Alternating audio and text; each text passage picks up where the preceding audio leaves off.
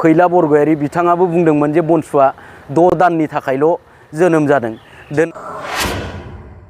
दिनै बर' माहारियारि फरायसा आफाद अर्थात बनसु जोङो सेन्ट्रेल कमिटि आरो जिल्ला कमिटि जयै जोंनि चिरां जिल्ला जे डिस्ट्रिक्ट सेन्टार बे डिस्ट्रिक्ट सेन्टारनि सिङाव थानाय गोबां जे जोंनि लाइन डिपार्टमेन्ट्सफोर जोङो बे लाइन डिपार्टमेन्टफोरनि मावख'आव बे डिपार्टमेन्टनि गोजौसिन एबा हेड बिथांमोननो गांफा गांफा लाइजामखौ होदों। लाइजामाव जोङो बेखौनो स्पष्ट खालामदों जे जोंहा दिनै जोंनि बड'लेण्ड ओनसोल हिसाबै जोंनि बर' रावा बे मावख'नि जे साइन बर्ड एबा मावख'नि जे दिन्थिफुंनाय जायगाफोर बे जायगायाव गिबि राव हिसाबै मावख'नि मुङा लिरनाय थानांगौ।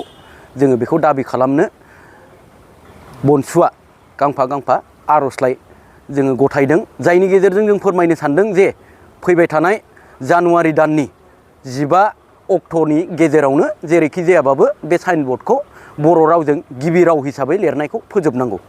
जों बनसुआ आरोबाव कठोरनिफ्राय कठोरसिन जोङो देरसिननिफ्राय देरसिन स्टेपखौ लालांबाय थागोन।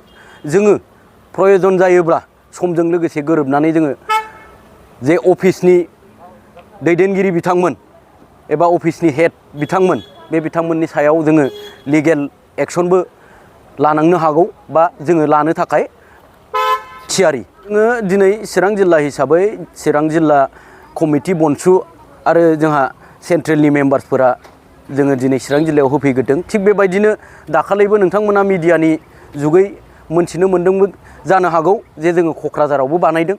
थिग बेबायदियैनो जोङो बड'लेण्ड ओनसोलनि बेलेग बेलेग डिस्ट्रिक्ट गुबुन गुबुन डिस्ट्रिक्टआवबो जोङो बे हाबाफारिखौ लाजोबगोन आरो जोंनि बड'लेण्ड ओनसोलाव जोङो बर' रावखौ गिबि राव हिसाबै बाहायनायखौ जोङो खामानिखौ मावलांगोन।